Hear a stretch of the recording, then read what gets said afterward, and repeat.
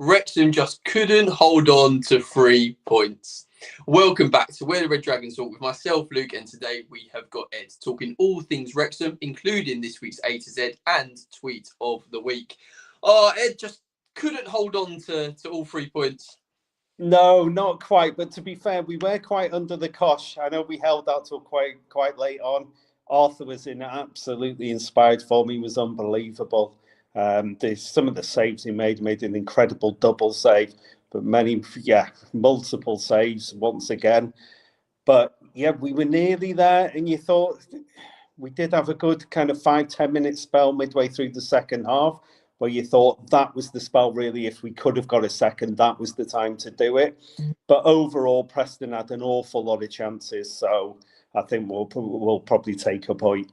Yeah, it's Preston obviously are having a fine season themselves, so it's not a point that is too bad in the grand scheme of things. It's just it's another draw, isn't it? And obviously the topic of today's show, which I think is been on the minds of a lot of Wrexham fans, is how do Wrexham turn these draws into wins?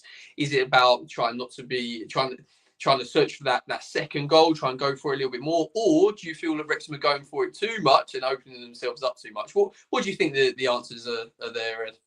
I think part of the answer is we're up against quite quality opposition. So as you say, Preston, good team. We're away. Their playoff positions going into the game. I know the game before we did draw at home to Blackburn. We've rescued a point there. The hard thing is when you are drawing games, back-to-back draw is 2 points versus a win, and a loss is 3 points. So, obviously turning draws into wins would be beneficial.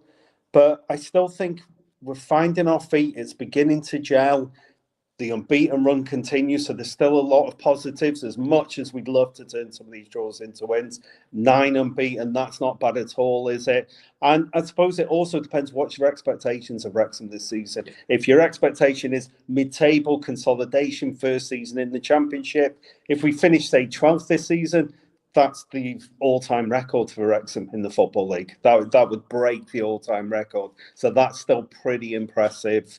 So draws, they're better than defeats. It wasn't 100%. 100%. It's probably, again, it's probably a little bit more focused maybe on Wrexham because everyone thinks they're going to go do well because they've obviously been back to back promotions. It's been a bit crazy, so everyone's probably thinking, what's the next step for Wrexham? But no, you're right. The foundations are there. You are keeping goals out. It's not exactly like it's goal fest. It's 4-4s and 3-3s. It's small margins we're talking about. Obviously, we spoke about Arthur at the top of the show. I want to talk about him again. He gets better and better, Ed, throughout. I mean, at the start of the season, there's a few question marks about him. Obviously, with Danny Wall coming in, people thought, is that Arthur sort of done? But Arthur stepped up and he's been phenomenal, hasn't he? Yeah, this consistent game time now. And it does show you, I think this was the plan with Arthur when we signed him a couple of seasons ago. He was someone that was younger. Wrexham had a little bit of a reputation for signing players a little bit older. But he was definitely a young one focused for the future. And now we're really seeing his potential. The last few games, he's been incredible. I'm sure he's up for an award for November. There's a Player of the Month award that he's been nominated for. And it's much deserved, but every game he seems to be better and better. He's beginning to command his box, and his shot stopping's phenomenal. I mean, he's gone from it being 3 goalies at Wrexham, and it's hard to choose between the 3 really, to he's by far the clear favourite. I know we did speak last week on the pod about Danny Ward being injured. That's unfortunate, but Danny Ward, there's no way Danny Ward's going to get back in the team if Arthur carries on like this. No, there just isn't.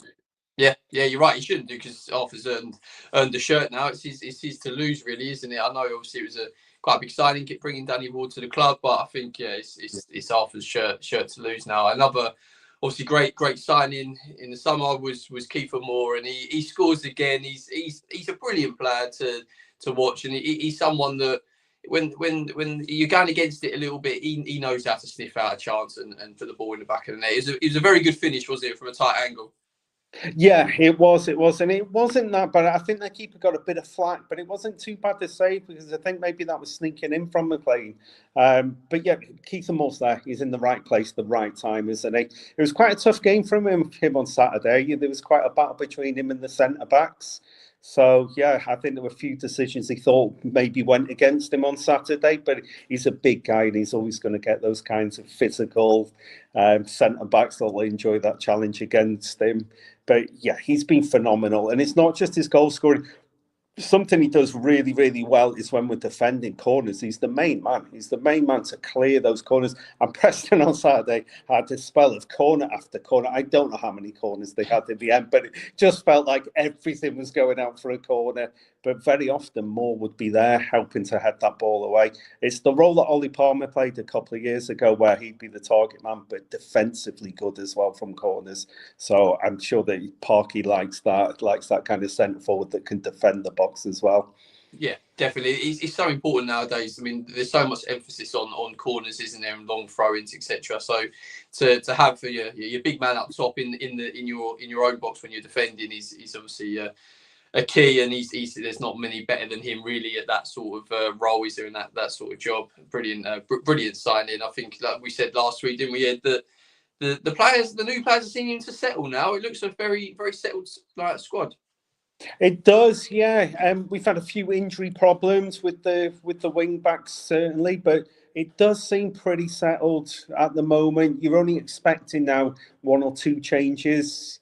Even when we're playing these Saturday, Wednesday games, Saturday, Tuesday games, you're only expecting one or two little changes, normally tactical as well, maybe giving someone a little bit of a rest. But yeah, it's definitely looking a very settled side, and it's looking a strong bench, which is really, really important. Definitely. How important do you think that is in terms of having a consistent team? It's something that's talked about a lot in the Championship because the games come thick and fast. It's so relentless, but you tend to see the teams that do well are the teams that make minimal changes. You know, if you're making 5, 6, 7 changes from a Tuesday to a Saturday, Tuesday to Saturday, you haven't got that consistency there. Yes, you need fresh legs, so you understand one or two tactical changes, etc. But yeah, how important do you think it is to have a settled starting 11 that plays near enough every game with a few differences? Yeah, I think it's absolutely crucial. And I think for us in particular, this season in particular, it's really, really important because there were so many changes in the summer. I think between ins and outs, it was something like 29 changes of face, if you count, people going in and out. So it's taken time for us to get this team settled. We've had injuries like every team has, but now that consistent team, they're gelling together, they know each other well on the training ground. I'm sure things are getting better and better. A little bit of a surprise for me on Saturday though was we never saw O'Brien come on. And he's been a really good player for us this season. I was expecting our usual kind of 60, 65 minutes. We bring O'Brien on, that energy in the midfield, especially the type of game it was. Whether there's something there that he had maybe a little niggle, I'm not too sure. I haven't heard anything. But that was the only one for me on Saturday with the team that was a little bit of a surprise. He didn't get any minutes. Especially in a game like that, how that game was coming to light. It was very Preston were pushing us against the wall, and it needed someone with a little bit of legs there but also we talk about O'Brien's energy, but his technical ability is also up there. So he could have put a foot on the ball, get a little bit of control, took the sting out of the game a little bit. So yeah, whether there's a slight knock there or again, it's hard, isn't it? Parky's got the hardest job in the world, being a manager. He's got to try and keep everybody happy, try and pick players in certain positions and certain ways. So, yeah, who are we to question it? But it's it's definitely something that could be looked at. Well, we obviously talked about a really busy schedule, and if it comes around again, the next game is obviously Hull away. What do you expect from that game, Ed? And what's your score predictions? So Hull, we played them in the cup. I know that was a much changed team, but we had a fantastic game against them. We were losing 2-1 and then we scored 2 in injury time. It was Ollie Palmer's kind of swan song as he then left for Swindon pretty soon afterwards. Hull, although they're doing okay this season, they are on the slide a little bit recently. So I'm hoping that we're back at home. We do need a win now because although the unbeaten run's fantastic. If we do draw again, then it's only 3 points from 3 games. So I'm expecting us to win. I'm expecting a 2-0. I think an Arthur clean sheet would be very, very nice. And maybe a goal from Moore and Broadhead. Why not go Broadhead as well? Yeah, perfect. Probably my favourite too. I think, Hull are having a very strange season, aren't they? They started really strongly. They were up there in the playoff positions for the first 10 to 14 games, and there's amongst it, but they've sort of fell off a little bit. So it'll be interesting to see. It'll be an interesting game. It's a game that you could definitely look at and think, right, got to try and get 3 points there, as we discussed. Going there and getting a draw, in the grand scheme of things, is it a bad result? Probably not. But then when you look at the 2 previous draws, you say 3 points from 3 games. It then looks a little bit more like we're not picking up enough points as a total, really. But it's obviously going to be a difficult game as they all are. And then following that is Watford back at home, which is again a tough game, but another team that. They won at the weekend, but it's another team that's sort of having a bit of a weird season, inconsistent season, if you like. Yeah, absolutely. And it's a big club, and it's another game that you just look at and you think, wow, we're playing Watford.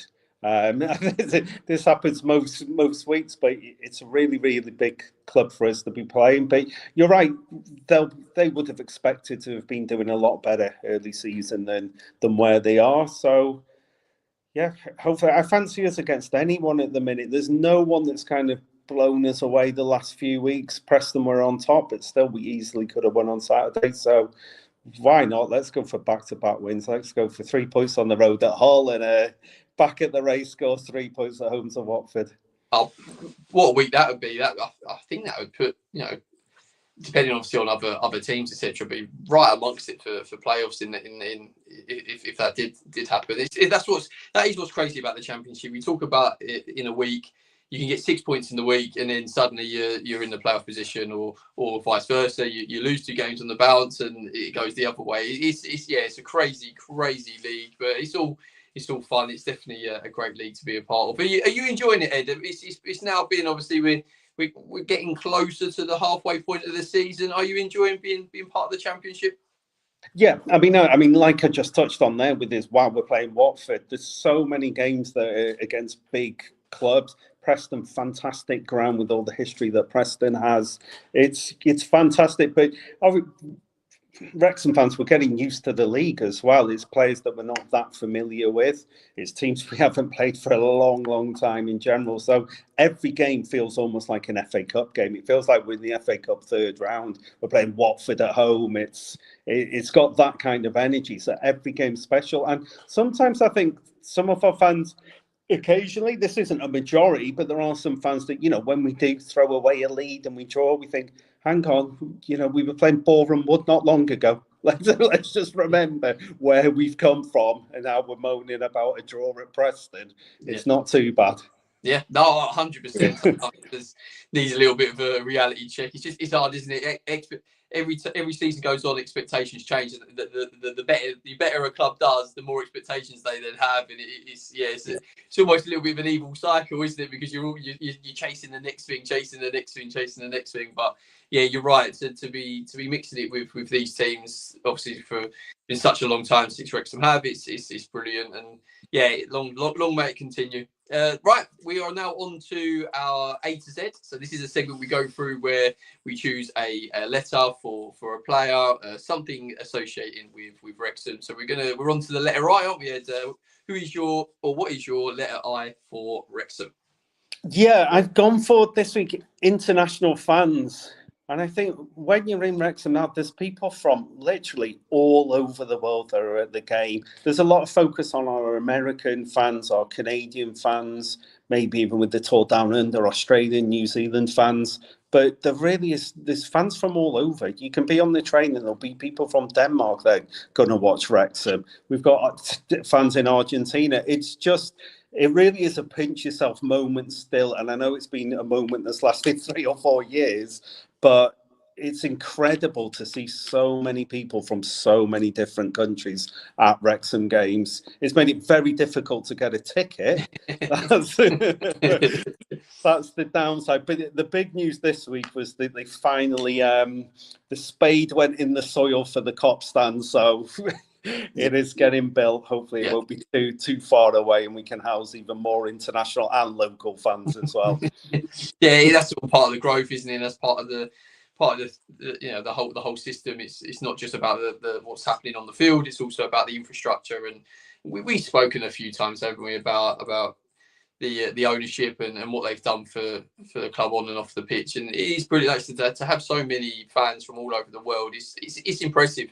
It's, if you would have said to a Wrexham fan 8, 9, 10 years ago, right, you're going to be having documentaries on Disney Plus and Netflix, and you're going to, it would just be crazy to think that there's a team that we're struggling. Let's have it right, and they're now hitting the high heights of the Championship, and looking even further. So brilliant.